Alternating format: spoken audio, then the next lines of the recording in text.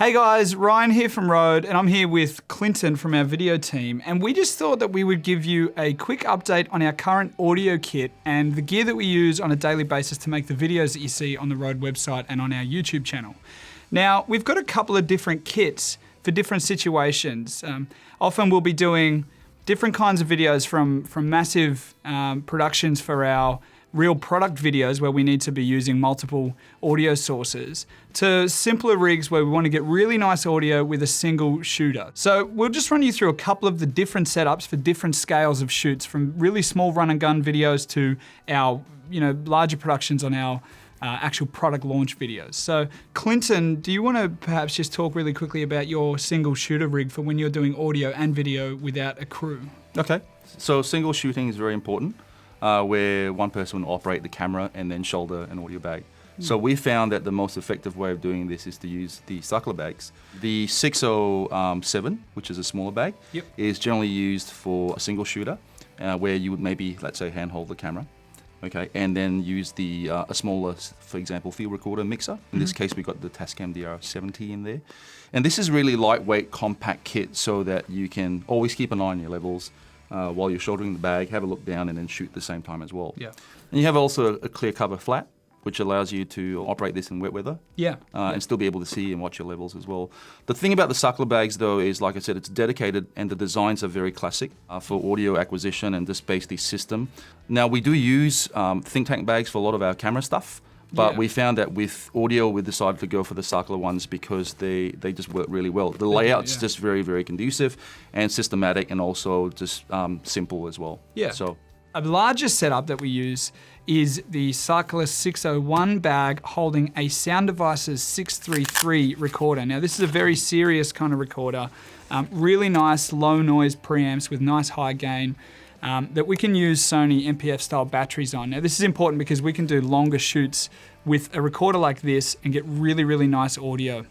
Now in a bag like this, the 601 bag from Sachtler, you've got a couple of different sections, and that's often so that you can have additional channels running into your audio recorder. So this 633 has 3 preamps on board, 3 inputs, but then it's also got some line level inputs if I wanted to run an extra preamp pack. What I'm generally using this for is 2 wireless systems coming in, which we're using the Rodelink Filmmaker kits, and then I'm also running a boom mic. So having that kind of flexibility to jump between lavs and having a boom mic that I can move around freely with. And the nice thing with the bag is that you can actually strap the boom pole directly to the front of the bag. The handy thing with having a nice audio bag to house everything in is, for one, you've got all of your accessories on hand. You've got nice pockets directly in the front of the bag to keep everything there, from gaffer tape to little wind treatments to anything that you need on set.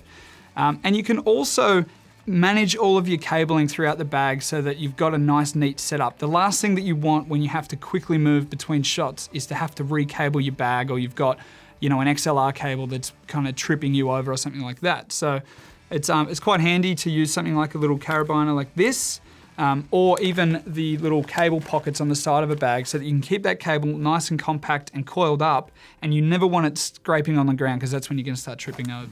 Now, one of the other considerations when you're actually pairing up your gear is to actually think about the microphone choice and the recorder that you're actually running it into. Now, for this particular rig, as I mentioned before, I often use the NTG3, and as you can see, it's actually quite handy in a bag like this that you can keep all your microphones on hand.